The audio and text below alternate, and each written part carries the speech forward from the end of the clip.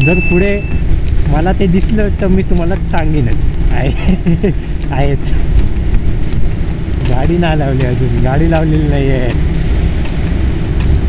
हा एक अड्डा आहे स्पीड गनचा. तो तुम्हाला मी आता स्पीड गनवाले अड्डे पण सांगतो. मुंबई गोवा हायवेचे कुठे कुठे आहेत. कोलाडने येताना तुम्हाला पुई गाव लागेल.